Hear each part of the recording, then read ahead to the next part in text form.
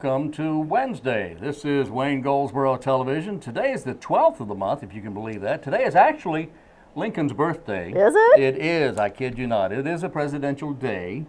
President's Day will be coming up soon. They named it President's Day to celebrate Lincoln and Washington together. But anyway, happy 12th to you, and this is, as I mentioned, Wayne Goldsboro Television. I'm Wayne Alley. And I'm Kim Bess. Good Wednesday morning. Hope you're doing well today. Well, today is another day, and today is the 12th.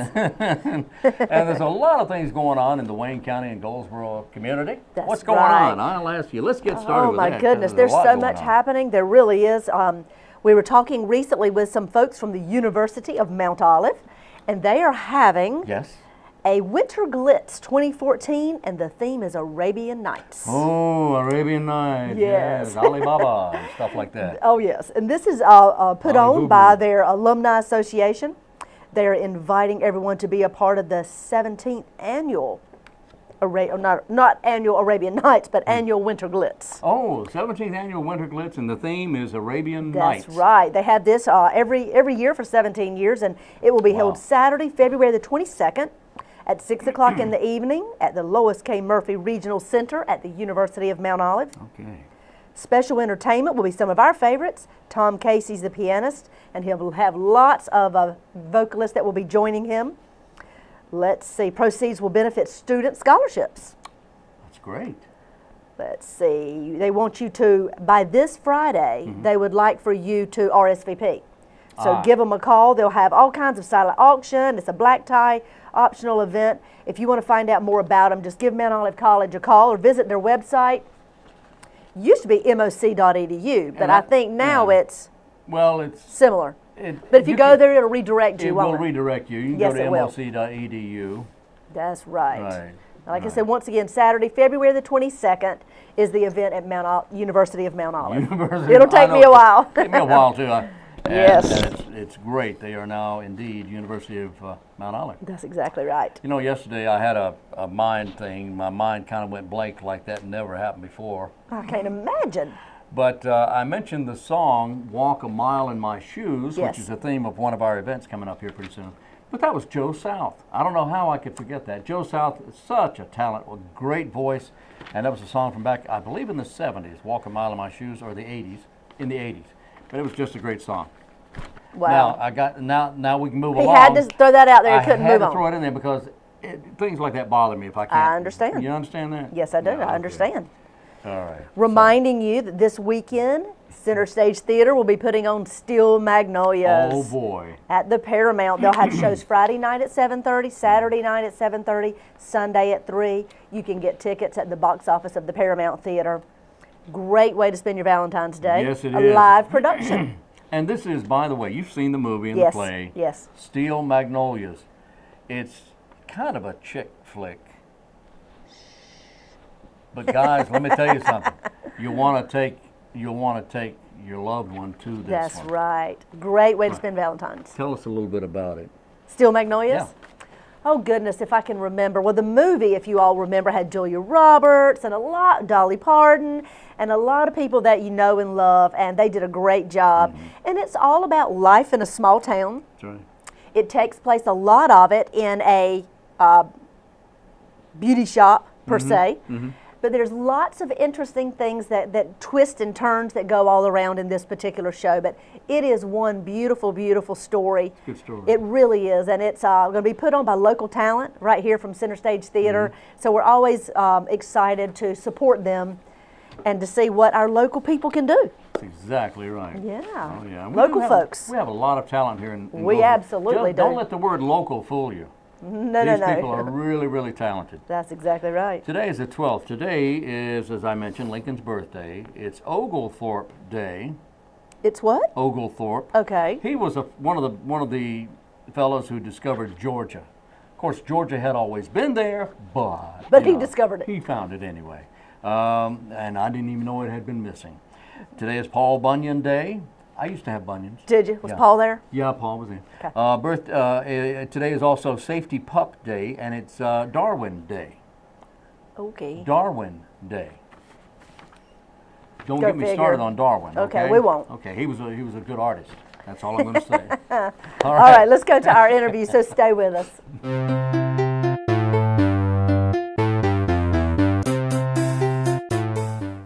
Our guest in the studio today is Orlando Mitchell. Orlando's with the Goldsboro Family Y and other things as well. You're a busy man. Yes, sir. And today we're going to talk about the Goldsboro Family Y father-daughter dance. Yes, sir. Now, is this part of Warm Hearts? Yes, sir. This is our largest fundraiser for the Warm Hearts Mentoring Program. Mm-hmm. And tell me about Warm Hearts. What is that? What it is, it's a mentoring program where I go out and I recruit people from around our community to work with one of the youth that's on our waiting list 2 hours a week or 3 times a month, doing different things with them in different social domains. Fun things, of course. Oh, yeah. And we'll be working on, they could be working on social skills and character building skills as well whenever they're working with our youth. And for many years now, Orlando, the Goldsboro Family Y has sponsored a father-daughter dance. Yes, sir. And this year, of course, no exception. When is the father-daughter dance? February 14th, 2014. Valentine's Day. Valentine's Day, yes, sir. Oh, well, that is great. And this is going to be held where? It's going to be held at the gymnasium at the Goldsboro Family YMCA. And if you don't know where the Goldsboro Family Y is, if you can find Sam's Club, it's on that road behind Sam's, Parkway Drive, right? Yes, sir.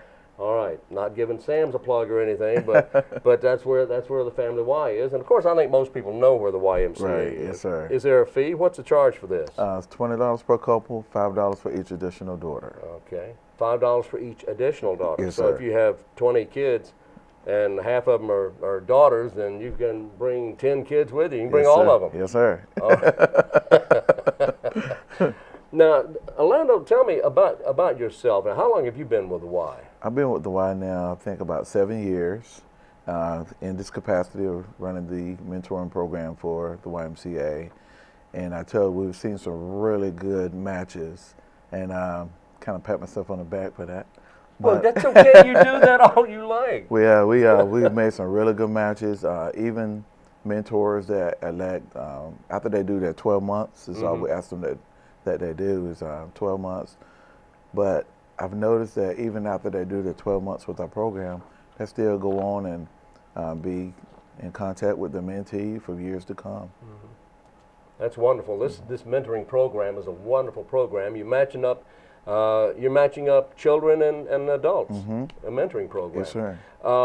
Now, is this and not to sidetrack you or anything, but the drum line? Yes, sir. Is that part of the mentoring program? Not this one. That's yes, sir. something else. Yes, sir. Entirely. Okay. It's Well, kinda we won't something talk about today. Something I do on the side. Something on the side. Yes, sir. Something on the side. And I think anybody who's been, oh gee whiz, to any major event here in the Wayne County area for the last few years has seen the drum line, and you do a wonderful job of that. Thank you, sir. I appreciate it. But now the mentoring program at the Goldsboro Family Y, if someone wants to know more about the mentoring program, or they want to know more about the father-daughter dance Yes, that's sir. coming up soon, and again, it's how much per child per? It's $20 per couple and $5 for each additional daughter. So So if a father and daughter wants to go, that's $20, Yes, and sir. if there's 2 daughters, that's another $5. Yes, sir. Okay, that's great, and it's always been that, I believe. Yes, right? sir. We have not changed the price. Price has always been that. Yes, sir. All right. Now, besides you, how many people are involved with this? As far as the setup? As far as setting everything up and. What I do is I've been very blessed to get quite a few volunteers, mentors, YMCA staff. We get some children from some of the schools to come out and help us set up the event. That's great. We have a DJ, Scott Ely. Sure. He comes out, he donates all his equipment, and he runs the music for us. And we just have a really, really good time in the community. Really help us out with putting this together every year. Wonderful. The Warm Hearts father-daughter dance at the Goldsboro Family Y, February 14th, and it starts at what time? It starts from 7 to 9. From 7 until 9 p.m. It's $20 for a couple, and then $5 for each additional. Yes, sir. Orlando, you're going to have to come back and see us again, All buddy. right, I will. All right, my friend Orlando Mitchell, the Goldsboro Family Y. It's Yes, sir. always good to see you. You too, Wayne. All You right, too. you take care. All right now.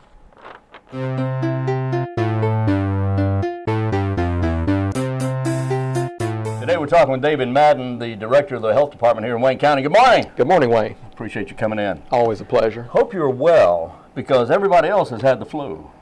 Yes. Okay. So I've been well. I have dodged the flu so far this season. well, let's start with that now. First of all, tell me, what is the difference between having a bad cold and the flu? What's the difference? There's a difference. Oh, absolutely. Well, you know, normally a cold is like a norovirus or something like that. It's much less severe, and you're going to have congestion, runny nose, you know, stuffiness. Yeah. You know, a lot of times with cold, you may run a very mild fever. You know, with flu, it's much more severe. Its symptoms, you know, you can have soreness in your joints, stiffness. You can have nausea. You can even vomit. You're going to usually have a pretty good fever. You're going to run for a period. The coughing is going to be much more severe. Sneezing. You're just going to feel worse. You're going to feel drained and tired. So I mean, the symptoms are similar, flu to a cold, but the overall severity, miles apart. Big difference. Miles apart. You'll know. The idea of the achiness, that's a giveaway, isn't it? You don't have that achiness with a bad cold. Not usually, no. I mean, usually people don't ache and just feel really. I mean, you'll feel fatigue, but just to be sore and achy in your body, in a stiffness. Usually not in a cold. So what do we take for a cold? What do we do? Well, there's nothing really you can take for a cold. I mean, there is no quick treatment pill that's going to put you you know, back to road to recovery. When it comes to cold, the best things you can really do is get rest. Get rest. Yeah, that's the best. That's the best treatment for a cold is drink plenty of fluids, get rest. You know, there's a lot of good thoughts and about, you know, eating chicken noodle soup. Yeah. And there's nothing wrong with that. I mean, there's been some studies that shown that I have heard that. That, you know, chicken noodle soup does play a part. I mean, of course, there's a lot of studies that say a lot of things, but I think in the same time it's also your attitude. So if chicken noodle soup makes you feel better, then I think that people should eat it. I know I do when I have a cold. I do too, and I believe in that. Makes me feel better. Makes me feel better. It does. Makes me feel better. And that's part of, you know, anytime you're ill, part of your recovery a lot has to do with, you know, just emotional well-being. You know, I mean, if you feel like you're getting better, you're usually, it helps your body to heal. So the flu bug, when the flu bug is in your system, what's happening? Is you're run down, you're weaker. Are you susceptible to other illnesses? Sure. I mean, if you're sick with the flu, you know, your immune system is trying to do its job, and it's trying to fight the virus. And so anytime that your immune system is working overtime, I mean, it puts you more susceptible to other things. So, you know, that's why, you know, you need to. You know, that's why we talk about what high risk individuals are. I mean, if you have people that have already have immune compromised systems, like people may have had chemotherapy, elderly people. Pregnant women can be high risk because of the child, and even young children whose immune system hasn't fully blossomed and fully grown into a full, mature, working immune system. So they're high risk for even getting the flu, and then they could also get other symptoms when they get other conditions. Well, here we are in the middle of February, and I know that all this is behind us now. We don't have anything to worry about as far as the flu is concerned. We don't need to get our flu shots. We don't need to do any of that stuff now, do we? Well, yeah, that'd be incorrect. Would that be incorrect? Yeah, it would be incorrect. The flu season goes all the way out until April. April. Yeah, so we're still in flu season. You know, we have. I mean, you know, it can drag on a little bit depending on the season, but the peak of flu season actually starts usually in the end of December into January. So we're right now just coming off of the peak of flu season, which means we're still not out of the season yet. We're still not out of the danger area for people contracting flu viruses. There's people walking around right now with flu, and this year we've seen a higher spike in the H1N1. That's what's been interesting about this year. You know, we first saw H1N1 in 2009. Right. We saw that resurgence of H1N1. We hadn't seen it in years. And the difference between H1N1 influenza versus your normal type A influenza is that this virus targets more young people. Where the standard flu actually is more detrimental to older people. And in this case, because a lot of younger people don't get vaccinated, you know, a lot of children do, but a lot of young adults in their 20s forego getting vaccination. And because of that, and this season, they're at the highest risk for flu contraction because H1N1 is the most prevalent strain. And we've seen a huge peak in it since the last week of December.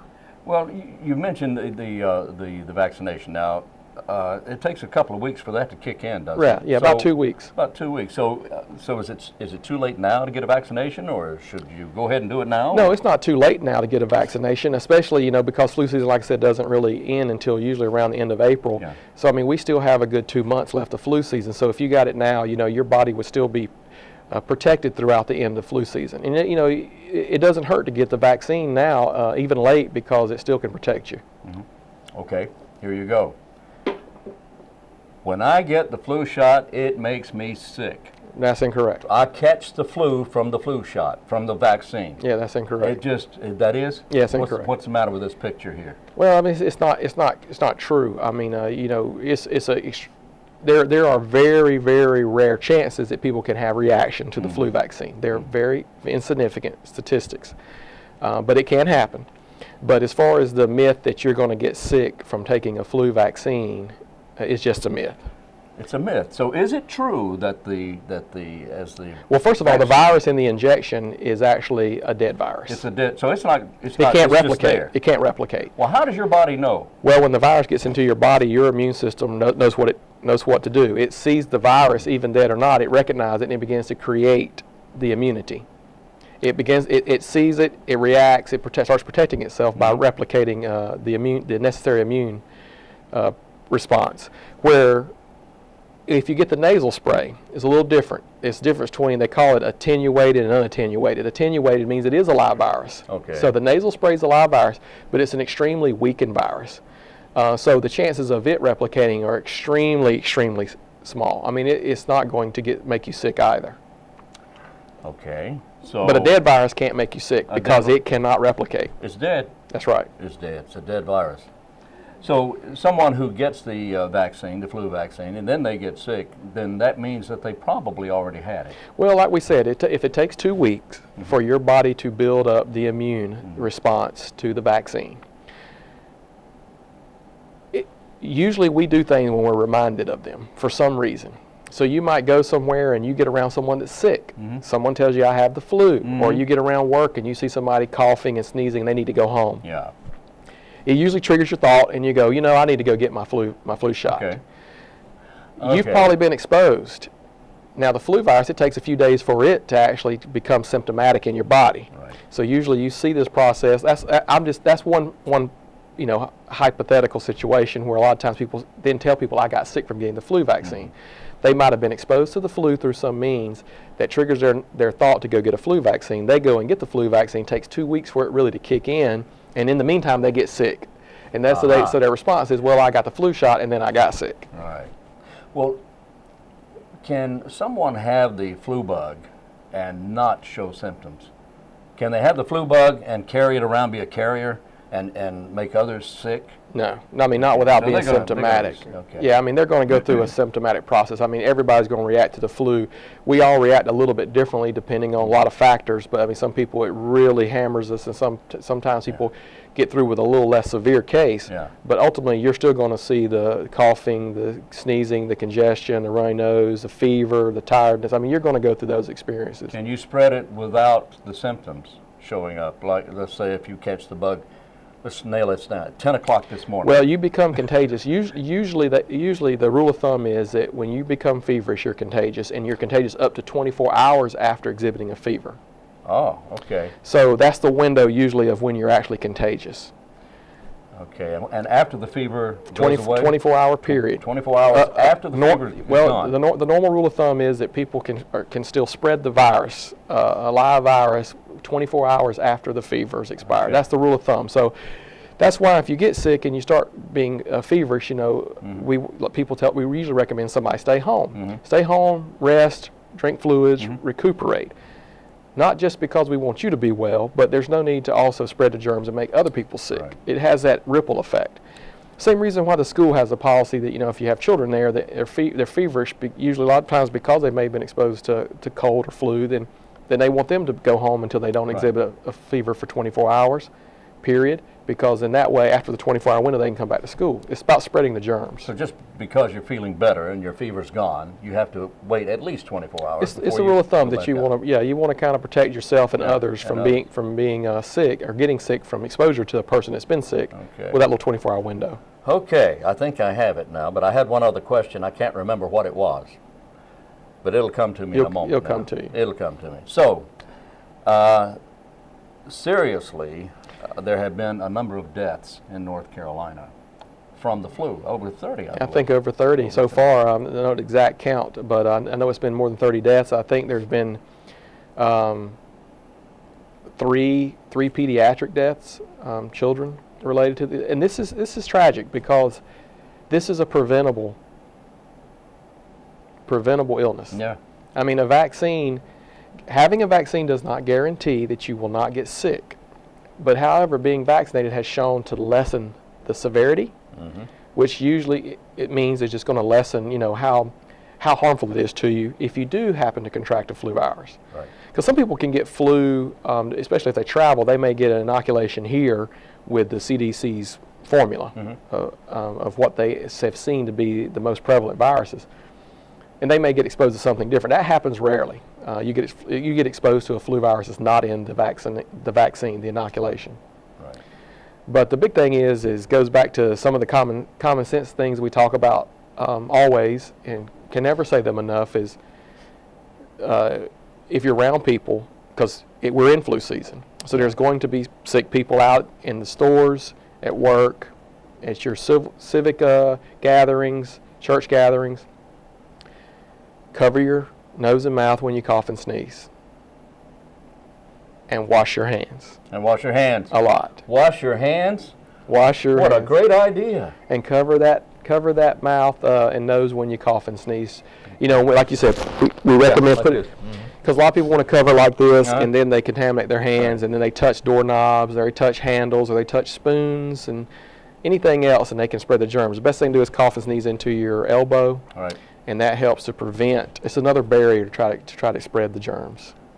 Very good. Our guest today has been David Madden, Director of the Wayne County Health Department, and I washed my hands earlier. Thank you, Wayne. Sir. Get your flu shot. We're